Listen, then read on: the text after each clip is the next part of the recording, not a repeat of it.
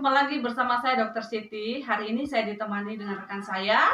Halo, saya Dr. Komang. Bagaimana dok kabarnya hari ini? Baik. Udah nggak sibuk kah hari ini? Kebetulan hari ini nggak sibuk. Oke, mantap. Jadi kebetulan karena kita mau Idul Adha ya, kita akan bahas sedikit mengenai kriteria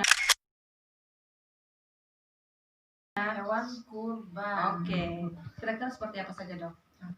Jadi kriterianya untuk yang bagus hewan untuk kurban, jangan sampai kan petani nanti salah, bukan membelinya kurang sesuai kayak gitu kan. Biasanya di lapangan kalau kita temuin kan seperti itu.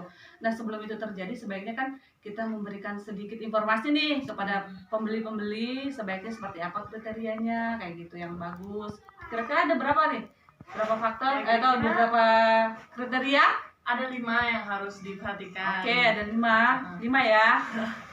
Yang pertama ini adalah harus merupakan hewan ternak. Oke, betul, hewan ternak. Contohnya seperti sapi, kambing, domba, atau bisa unta. Oke, ya seperti itu. Untuk yang kedua, diperhatikan umurnya. Nah, ini penting nih karena biasanya kita karena kan setiap tahun ya, setiap tahun itu kita para dokter hewan atau petugas peternakan maupun bidang peternakan itu melakukan pemeriksaan hewan kurban. Biasanya di lapangan ini yang kita temui ini kebanyakan ya, di kambing ini tidak sesuai umurnya nih.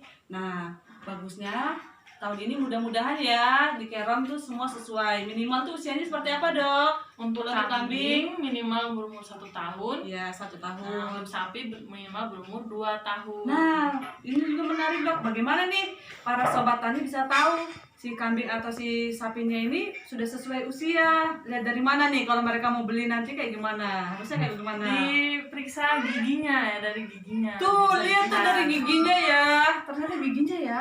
Itu gimana? Jadi giginya itu? Giginya itu harus sudah berganti dari gigi seri permanen, bukan gigi susu. Seperti itu. Jadi kalau dia sudah ganti gigi susunya jadi gigi tetap ya permanen, itu lihatnya warnanya pasti juga berubah. Kalau gigi susu biasanya warnanya putih. Nah kalau gigi permanen biasanya sudah agak kuning-kuningan kayak gitu. Kalau dia sudah ganti satu pasang gigi itu biasanya kalau sapi sudah ganti 1 pasang giginya berarti sudah umurnya di atas minimal 2 tahun lah kayak gitu. Kalau kambing ganti 1 pasang giginya bisa minimal juga 1,5 tahun atau sampai 2 tahun kayak gitu.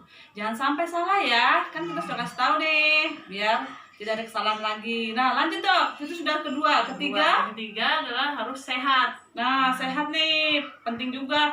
Bagaimana nih dok caranya tahu hewan itu sehat apa enggak? Kan mereka nggak tahu, jadi bagaimana dokter harus kasih tahu dong. Maksudnya ya hewan sehat itu seperti apa, hewan yang sakit itu seperti apa, mungkin kayak gitu.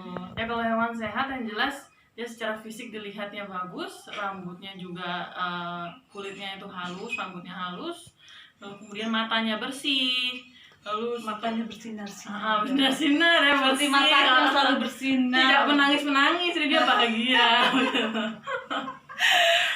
Jadi bergeraknya dia masih aktif, tidak pincang, tidak lemah, tidak loyo gitu. Dan dia juga tidak boleh cacat. Cacat Kan kalau cacat maksudnya seperti cacat seperti ada robek telinga atau matanya buta. Lalu yang penting juga kalau yang jantan dilihat dia punya testis harus 2 menggantung kayak gitu. Terus lanjut lagi dong. Kepemilikan hewan ini harus jelas. Nah ini dia nih, jangan sampai nih ya sob milih sapi atau hewan ternaknya yang pemilikannya itu tidak jelas kayak gitu. Jangan sampai tuh sapi gaduhan atau dijual, kan bahaya kan, urusannya bisa tambah ribet ya dok ya. Iya. Jadi pemilikannya itu harus jelas. Kita harus tanya nih, perlu loh tanya, Pak ini beli?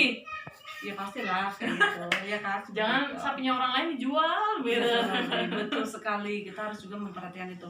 Lanjut berarti yang kelima, yang lazim itu biasanya harus hewannya itu yang jantan kayak gitu. Mungkin dari 5 itu saja ya yang harus diperhatikan biar bukan tidak salah, maksudnya harus memilih yang baik. Bagaimana kan kurban kita harus tetap memilihkan hewan yang terbaik karena kita akan kurbankan seperti itu. Mungkin seperti itu aja ya dok ya. Iya.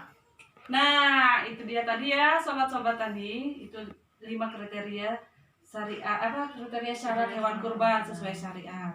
Selanjutnya kita akan lihat kan nih, ternyata di Kabupaten Kerom kita ini ada sapi-sapi pilihan. untuk bantuan hewan kurban presiden ya dok RI. Saksikan di Sobat Anjuran Veteriner. Jangan lupa di like, komen, dan subscribe. Dah.